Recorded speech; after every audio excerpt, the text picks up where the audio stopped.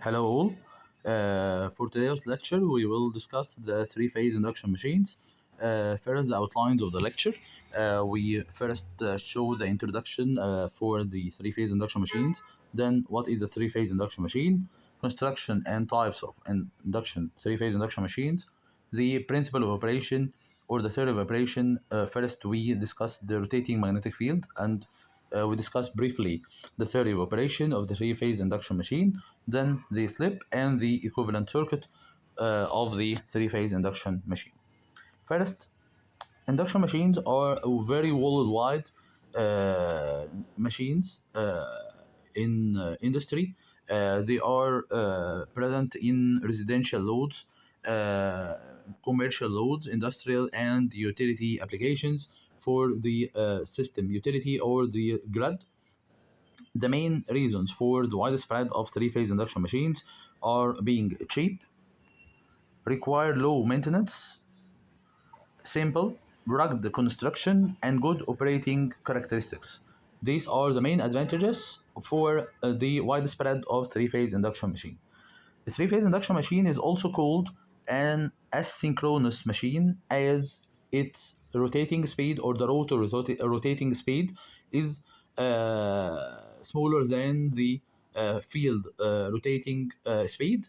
Then there is no synchronism, or the two speeds are not synchronized, then it is called an asynchronous machine.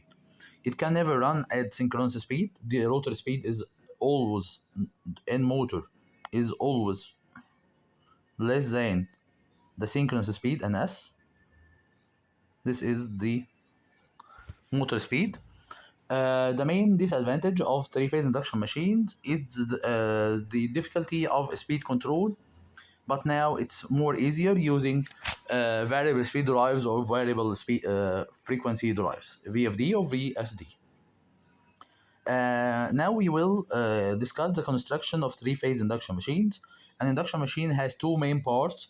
The first part is the stator, which is the stationary part, and the second part is the rotor, which is the rotating part or the power producing part. The stator, which is electrically stationary part. This is the electrical stationary part of the machine, and is constructed of the stator core, made of several hundreds of thin laminations. This is one of the laminations. This is some of the laminations. Each lamination has a number of slots for the conductors of the stator or the stator winding to be accommodated in these stator slots. These laminations are stacked together, are collected together to form a hollow cylinder, as shown here, forming a hollow cylinder from several hundreds or thousands of the thin laminations of the stator. The coils are insulated wire, are inserted in the slots of the stator core to form the magnetic field. These are the windings that are accommodated in the slots of the stator to form the electric flux from the stator. And the second part is the stator winding. These are three-phase stator winding mechanically displaced by 120 degrees, as the three-phase voltages and currents are phase shifted by 120 degrees from each other, fed from balanced three-phase source. The source must be balanced for the voltages to be equal magnitude and phase displaced by 120 degrees. Each group of coils, together with the steel core and the group of coils for each phase, form an electromagnet, forming the stator winding. This is forming the stator winding, which are connected directly to the power source or the power supply. The form or the shape or the connection of the stator winding can be a star connection, where the three mains, phase A and phase B and phase C, having the same line current, the line voltage, which is VL, and the phase voltage, which is VP, across any of the coils of the stator winding. For the delta connection at the right side, we have V phase, I phase, which is the voltage and current for each phase of the stator winding, and we have the three line currents, I line 1 and I line 2 and I line 3. Then we will discuss the second part of the three-phase induction machine, which is the rotor. The rotor is a rotating part of the machine and can be found in two types or two shapes. The first shape is a squirrel cage, which is the most common type of rotor present in industry. The squirrel cage takes its name from the squirrel, as its shape is like the squirrel cage, the cage of a squirrel. Rotor winding is composed of copper bars. These are copper bars as shown in figure. Conductor bars are made of copper or aluminum, embedded in the rotor slots. These are embedded in the rotor slots as in the figure below, this figure, and shorted at both ends by end rings. We have two end rings. This the first end ring, and this is the second end ring. We short circuit the bars with these two end rings for making a pulse for the circulating current. The main advantages of the squirrel cage shape is simple, low cost, robust, and needs low maintenance. The second shape or the second type of rotor, induction motor rotor, is a wound rotor. The rotor winding are wound in slots, as the slots or the stator winding, which are also wound in slots. The winding terminals can be connected to the external circuit through slip rings and brushes. We have here three slip rings. These are the three slip rings, and each slip ring have a brush in contact with it for the connection to the outer circuit. It has the advantage of easiness of speed control, but more expensive as compared to squirrel cage. Also, it needs periodic maintenance due to wear of the brushes from the friction with the slip rings. We have a diagram of the squirrel cage design. These are aluminum bars, which are found here in gray color. These are the aluminum bars in gray color. We made short circuit at rotor bars using the end rings. We have an end ring at that side and an end ring on the other side. The shaft, which is the power producing part, or the part which translates or connects the mechanical power to the load. We have the fan blades for cooling the machine.